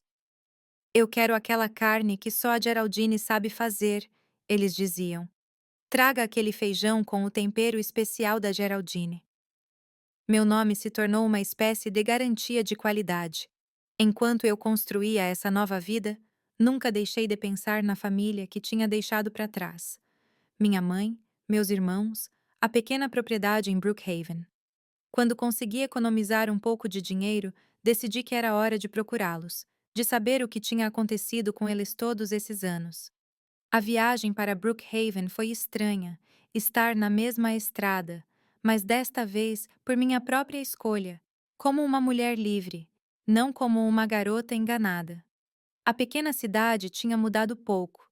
Continuava pequena, pacata, com as mesmas casas simples, a mesma praça central, a mesma igrejinha branca. Perguntei sobre minha família na venda do Sr. Antinor, que ainda existia, agora administrada por seu filho. A família do Sr. Manuel, que morava na propriedade perto do rio, a viúva dele, Sra. Irene. O jovem coçou a cabeça, tentando lembrar. Ah, sim, eu sei. Faz muito tempo que eles não moram mais por aqui. Depois que a Sra. Irene faleceu, os filhos se espalharam. Cada um foi para um lado. Foi como uma facada no coração. Minha mãe tinha morrido pensando que eu estava viva em algum lugar, talvez até feliz, como o Sr. Arthur tinha prometido. Ela morreu sem saber a verdade, sem saber o inferno pelo qual eu tinha passado. De certa forma, foi melhor assim, que ela tivesse mantido a ilusão de que sua filha estava bem, que o sacrifício de me mandar embora tinha valido a pena. Consegui descobrir que meus irmãos mais velhos tinham ido para Jackson, que as meninas tinham casado e ido para outros estados. Sobre os mais novos, ninguém sabia de nada. Pensei em procurá-los, mas algo me deteve. O que eu diria? Como eu explicaria os anos de ausência? O que tinha acontecido comigo? O que eu tinha feito? Algumas histórias são pesadas demais para compartilhar, mesmo com a família. Decidi que era melhor deixá-los continuar suas vidas sem o peso do meu passado. Voltei para Westbrook com o coração mais leve de certa forma. Agora, eu sabia que não tinha ninguém me esperando, ninguém se perguntando onde eu estava. Eu era verdadeiramente livre, livre para construir minha própria vida a partir daqui.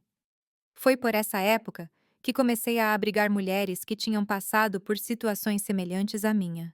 Primeiro, foi Juliette, que chegou ao restaurante toda machucada, fugindo do marido que a espancava. Dei a ela comida, um lugarzinho para dormir nos fundos do restaurante. Depois, ajudei-a a conseguir um emprego como faxineira em uma loja. Depois veio Margaret, uma garota de 15 anos que tinha sido vendida pelo padrasto para trabalhar em uma casa que, na verdade, era um prostíbulo disfarçado. Ela conseguiu escapar antes que o pior acontecesse. Eu também a acolhi, ensinei-a a cozinhar, dei-lhe um teto até que ela se estabilizasse. Uma por uma, essas mulheres começaram a chegar, como se houvesse algum tipo de comunicação invisível entre aquelas que sofrem, algum sinal que só elas reconhecem. Vá procurar a Geraldine do Sabor do Campo. Ela vai te ajudar. Elas diziam umas às outras. E eu ajudava da maneira que podia, com comida, com um lugar para dormir por algumas noites, com trabalho temporário, com um ombro para chorar, com conselhos baseados na minha dura experiência. Por trás de toda essa ajuda estava a certeza de que o que eu tinha feito, envenenando lentamente 5 homens que tinham destruído minha infância e juventude, tinha valido a pena, não apenas pela minha própria libertação, mas por todas as outras mulheres que teriam sofrido nas mãos deles se eles tivessem continuado a viver. Quantas garotas como eu teriam sido levadas para a pensão? Bom descanso se o Sr. Arthur não tivesse bebido aquele último café. Eu nunca me arrependi. Nunca perdi uma noite de sono pensando nos 5 homens que matei. Mas eu também nunca contei a ninguém até hoje, até este relato. Algumas histórias precisam ser guardadas por décadas, até que todos os envolvidos já tenham partido deste mundo, até que não haja mais perigo em revelá-las. E assim, aquela garota de 14 anos que foi enganada e abusada se transformou em uma mulher determinada a fazer a diferença, usando sua dor como combustível para algo maior. Meu pilão e socador, aquele que escondeu o veneno que libertou tantas mulheres sem que elas soubessem, passou a guardar apenas ervas curativas, temperos que davam sabor à vida, não à morte. Uma transformação sutil, mas poderosa, assim como a minha. Trabalhei no restaurante Sabor do Campo por quase 7 anos. Cada mês, eu guardava um pouco do meu salário, escondido em uma lata de geleia vazia enterrada nos fundos do quintal da senhora Janice. Eu economizei cada centavo, sonhando com o dia em que poderia ter meu próprio lugar. O senhor Juventil foi um bom chefe. Ele me ensinou muito sobre como administrar um negócio, além de cozinhar. Quando ele começou a ficar mais velho, com a saúde frágil, ele me chamou para uma conversa. Geraldine, estou pensando em vender o restaurante. Não aguento mais o ritmo. Gostaria que fosse para alguém que cuidasse dele com o mesmo amor que eu. Era minha chance, mas o dinheiro que eu tinha guardado não era nem metade do valor que ele estava pedindo. Contei à senhora Janice sobre a proposta, decepcionada por não poder pagar. Foi quando Elan me surpreendeu. Ela abriu um alçapão no chão da sua sala, revelando um buraco onde ela guardava uma caixa de madeira. Dentro havia algumas joias velhas, moedas de ouro, algumas notas de valor alto. Isso aqui é meu seguro de vida, ela explicou. Eu venho guardando há anos para garantir que não passaria necessidade na minha velhice, mas vejo que você precisa mais do que eu. Com o empréstimo da senhora Janice, que eu fiz questão de pagar de volta até o último centavo mais tarde, comprei o restaurante do senhor Ruvênio. Não era nada grandioso, um salão com 10 mesas, uma cozinha pequena, mas funcional e uma clientela fiel. Mantive o nome por um tempo, por respeito ao senhor Juventil. Mas quando ele faleceu alguns meses depois, mudei para Sabores da Terra. Era só eu no começo, fazendo tudo, compras, contas, limpeza, cozinha. Nos primeiros meses, mal conseguia ganhar o suficiente para me sustentar, muito menos para pagar funcionários. Foi quando Rita chegou, uma mulher na casa dos 30 anos, roxa de tanto apanhar do marido, com 2 filhos pequenos. Ela tinha fugido de casa com o que pôde juntar às pressas, mas o dinheiro já estava acabando. Ela precisava de trabalho e, o mais importante, de um lugar onde o marido não a encontrasse. Eu sei limpar, eu sei passar roupa, ela dizia, quase implorando. Eu só preciso de uma chance. Lembrei de mim mesma anos antes, desesperada por uma ajuda que nunca veio. Ofereci a ela não apenas um emprego, mas um lugar para ficar. Eu tinha um quartinho nos fundos do restaurante que mal usava. Eu dormia na casa da senhora Janice de qualquer maneira. Rita e seus filhos poderiam ficar lá até se reerguerem. Ela foi a primeira. Depois vieram tantas outras. Josephine, que tinha sido estuprada pelo patrão na casa onde trabalhava como empregada. Mary Carmen, que saiu de um relacionamento abusivo de anos sem ter para onde ir. Louise, uma garota do interior que tinha sido trazida para a cidade com promessas de emprego, mas acabou forçada à prostituição. Connie, que aos 16 anos já tinha um filho, abandonada pelo namorado quando ele descobriu que ela estava grávida. Uma por uma, essas mulheres começaram a chegar, como se houvesse algum tipo de comunicação invisível entre aquelas que sofrem, algum sinal que só elas reconhecem. Vá procurar a Geraldine do Sabor do Campo. Ela vai te ajudar. Elas diziam umas às outras. E eu ajudava da maneira que podia, com comida, com um lugar para dormir por algumas noites, com trabalho temporário, com um ombro para chorar, com conselhos baseados na minha dura experiência. No começo, eu oferecia apenas trabalho temporário, um lugarzinho para ficar, comida na mesa. Com o tempo, percebi que precisava criar um sistema melhor, mais organizado.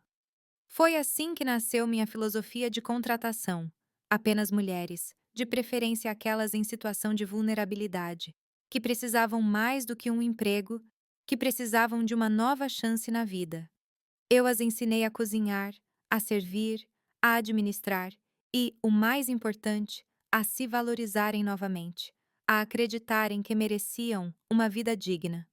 O restaurante começou a ganhar fama, não apenas pela comida, que já era reconhecida como uma das melhores da região, mas pelo ambiente, pelo atendimento caloroso, pelo cuidado com cada detalhe. Mulheres quebradas encontravam ali um lar, sabendo que estavam entre iguais, que ninguém as julgaria, que elas podiam andar de cabeça erguida. O sucesso veio de forma constante. Derrubamos a parede que nos separava da loja vazia ao lado, dobrando o tamanho do salão. A cozinha também cresceu, permitindo que mais mulheres fossem treinadas. Foi nessa época que comecei a receber convites para cozinhar em eventos importantes na cidade: aniversários, formaturas, até casamentos. No começo, eu ia pessoalmente, levando uma ou duas ajudantes. Depois, o volume ficou tão grande que tive que montar equipes especiais só para isso. Era outra oportunidade de dar trabalho e treinamento para as mulheres que me procuravam. O dinheiro, que antes era tão escasso, começou a ser abundante. Investi em equipamentos melhores, em ingredientes de primeira qualidade, em treinamento mais profissional para as funcionárias. Comprei uma caminhonete para facilitar as compras e o transporte para os eventos. Construí minha própria casa, simples, mas confortável, como um grande quintal onde eu podia plantar minhas próprias ervas e temperos. Isso era apenas uma parte da história. Quando eu tinha 32 anos e o restaurante estava comemorando seu quinto aniversário, tomei uma decisão importante. Precisávamos de algo mais estruturado para ajudar todas aquelas mulheres que chegavam pedindo ajuda. Um restaurante, por maior e mais bem-sucedido que fosse, não conseguiria dar conta de tudo. Foi quando criei a Fundação Sabores e Saberes. A ideia era oferecer não apenas empregos temporários, mas treinamento culinário profissional completo, um curso de verdade, com diploma, que permitisse às alunas encontrar trabalho em qualquer lugar depois. O primeiro ano foi experimental, com apenas 10 alunas, usando a própria cozinha do restaurante como sala de aula. O projeto foi tão bem sucedido que, no segundo ano, precisamos de um espaço próprio. Comprei um terreno nos arredores de Westbrook e construí um prédio simples, mas funcional, com uma cozinha industrial, salas de aula, dormitórios para as alunas que não tinham onde ficar e até uma creche para seus filhos. Tudo foi pensado para que nenhuma mulher tivesse que deixar de estudar por não ter com quem deixar as crianças. Pouco a pouco, a fundação cresceu. Conseguimos patrocínios de empresas, apoio da prefeitura municipal, doações de pessoas que acreditavam na causa. Contratamos professores profissionais, expandimos o currículo para incluir não apenas culinária, mas também administração de negócios, marketing, empreendedorismo. Queríamos que as alunas saíssem não apenas sabendo cozinhar, mas preparadas para abrir seus próprios negócios, se assim desejassem. E foi exatamente isso que começou a acontecer. Ex-alunas abrindo seus próprios restaurantes, negócios de buffet, padarias, algumas em Westbrook mesmo, outras em cidades vizinhas. Quando percebi, estávamos criando uma rede. Não era mais apenas o Sabores da Terra. Eram dezenas de estabelecimentos espalhados pela região, todos com a mesma filosofia, todos dando oportunidades para outras mulheres. Decidi então formalizar essa rede. Em vez de cada um por si, por que não unir forças? Criei a marca guarda-chuva Sabores da Terra, com padrões de qualidade, identidade visual comum, um cardápio base que cada restaurante poderia complementar com especialidades locais. Em troca de usar a marca, que era reconhecida e respeitada, os proprietários contribuíam com um pequeno percentual para a fundação. Então, o que começou como um pequeno restaurantese transformou em 6 unidades em todo o Mississippi. Não é um império, claro, mas para quem começou do nada, é muito mais do que eu jamais sonhei. E mais importante do que o número de restaurantes é o número de vidas que conseguimos transformar. Mais de 200 mulheres já passaram pela Fundação Sabores e Saberes. E a maioria delas hoje tem sua independência financeira, seu próprio negócio, sua dignidade de volta. Às vezes as pessoas me perguntam se eu me arrependo do que fiz, se eu acho que deveria ter procurado a justiça pelos meios oficiais, denunciado o Sr. Arthur e os outros 4 para a polícia, esperado que a lei fizesse seu trabalho. Quando ouço isso, só consigo rir por dentro. Que justiça existia naqueles tempos para uma garota pobre do campo? Que xerife acreditaria na minha palavra contra a de 5 homens respeitados na sociedade? Algumas pessoas dirão que eu fiz errado, que eu deveria ter procurado a justiça dos homens, mas naquela época, para uma garota pobre como eu, que justiça existia? Era a palavra deles contra a minha.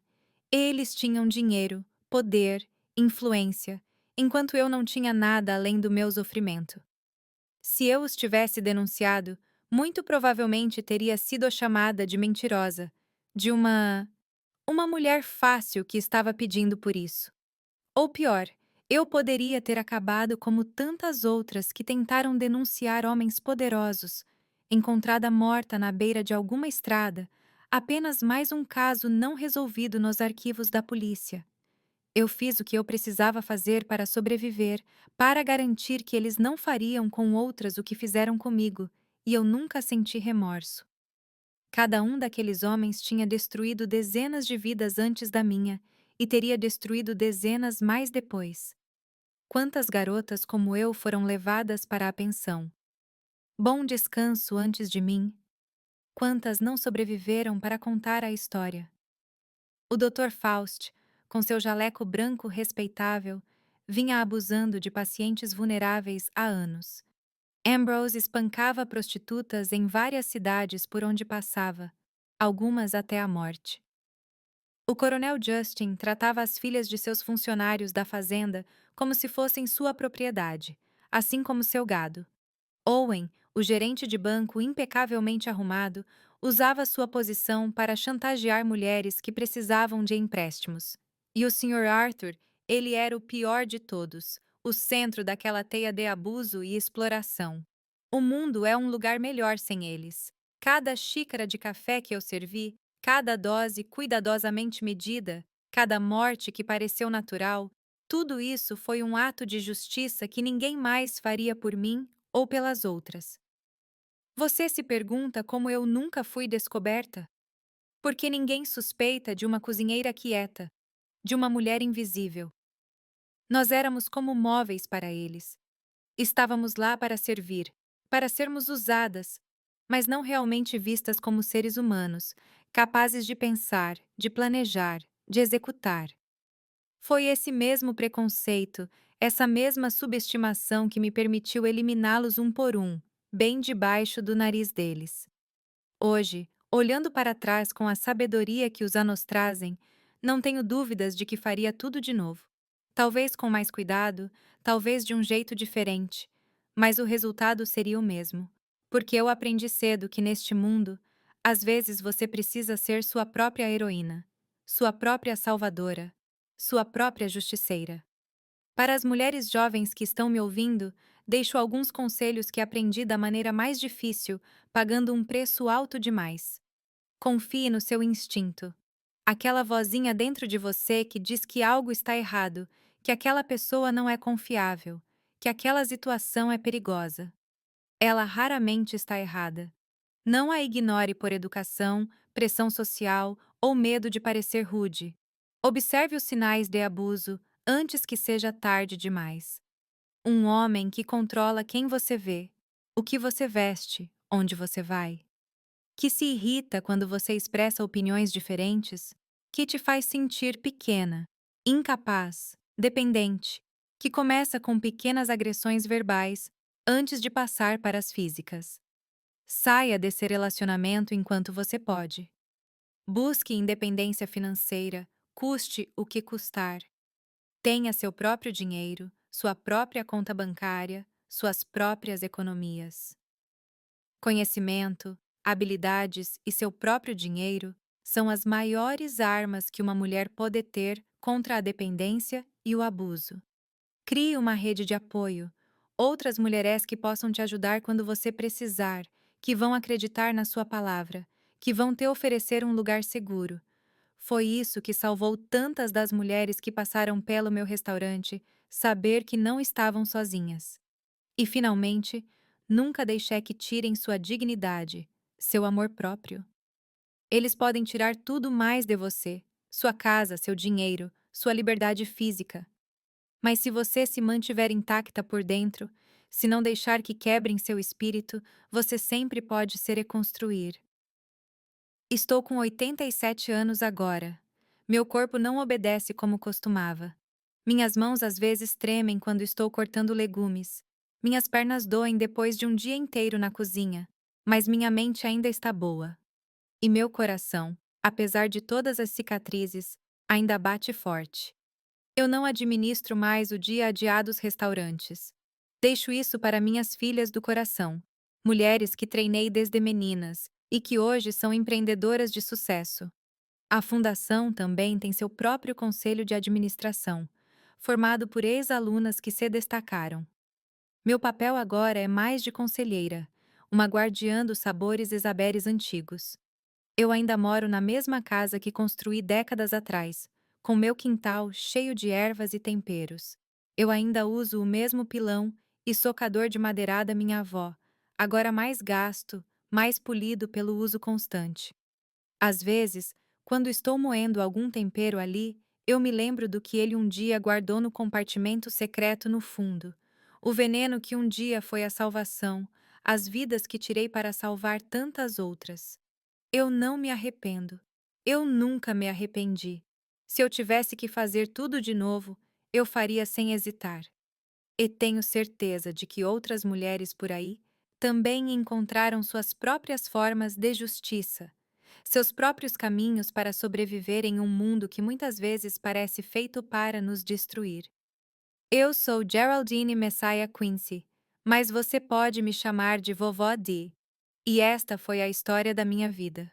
Uma história de dor, sim, mas principalmente de superação, de força, de uma mulher que transformou o veneno que tentaram colocar em sua vida em alimento que salvou muitas outras. Se você quiser ouvir mais histórias como a minha, histórias de mulheres que enfrentaram o pior da vida e ainda assim seguiram em frente, inscreva-se aqui no canal. Geralde narra. Porque a sabedoria não vem dos livros, ela vem da vida vivida. E nós, os velhos, ainda temos muito a